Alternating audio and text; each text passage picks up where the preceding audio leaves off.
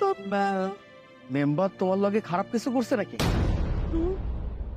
কি ব্যাপার মা, তুমি চুপ করে আছো কেন? কথা কও। মেম্বার সাহেব, মেম্বার তো আমারে কুপ্রস্তাব দিয়েছে। কি ঠিক হইলে তুমি? ওর এত বড় সাহস তোমারে কুপ্রস্তাব দেয়? মেম্বারে আজকে আমি মাইরা ফেলম। নানা বাজান, নানা বাজান, তুই যাইস না, মাথা গরম করিস না।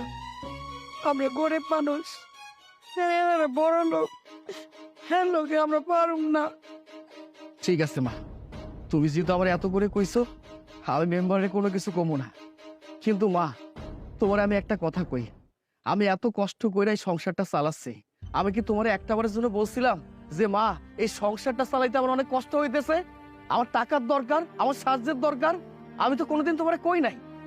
একটা কথা কান খুলে শুনে রাখো, আজকার পর থেকে তুমি কোনোদিন কারো কাছে হাত পাতবা না।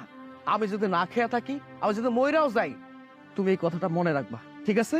আর আমি বিশ্বাস করি আল্লাহ যদি সত্যি সত্যি থাইকা থাকে, তাহলে আমি যে এত পরিশ্রম করতেছি, কষ্ট করতেছি, একদিন আমার স্বপ্নটা পূরণ হইব। আল্লাহ তাই করে বাজার, আল্লাহ তাই করে। মা, তুমি ভিতরে যাও, আমি রিক্সা নিয়ে যাই। যাও।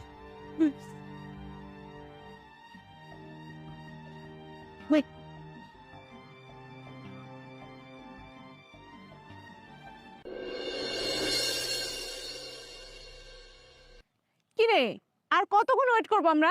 তোর বয়ফ্রেন্ড আসার কথা কই, দেখছি না তো তাকে। আর আজকেও আসবে না। ঠিক আরে বলেছিস। দাঁড়া না, একটু ওয়েট করে, এখনই চলে আসবে। ওই দেখ চলে আসছে।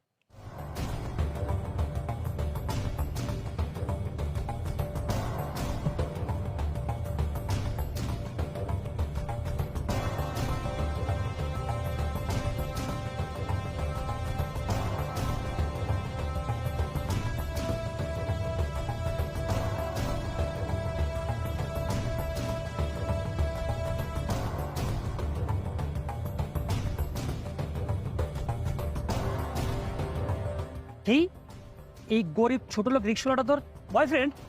তোর রুচিবোধ এতটা নিচে নেমে গেছে, ছি! আমাদের তো ভাবতেই অবাক লাগছে, তুই আমাদের বান্ধবী, তোর মেন্টালি এতটা নিচে নেমে গেছে। কি করে পারিস তুই? আরে একবার ভেবে দেখ, তোর স্ট্যাটাস কোথায়, ওর স্ট্যাটাস কোথায়? ও একটা সামান্য ছোট লোক রিক্সা চালক, আর তুই রিক্সা চালকের সাথে প্রেম করছিস? আরে তোর ফোন থেকে কম ছিল, তুই তো একটা ভালো একটা বয়ফ্রেন্ড বানাতে পারতি। তুই কিনা শেষমেশ একটা ছোট লোকের সাথে প্রেম করলি। না না, ওর সাথে তো অনেক আগে আমরা সম্পর্ক নষ্ট করেছি। আজকের পর থেকে শুধু ওর কারণে তোর সাথে আমাদের সম্পর্ক থাকবে না। চুপ কর তুই, তোদের মুখ থেকে আর আমি আর একটা কথা শুনতে চাই না। তোরা যাকে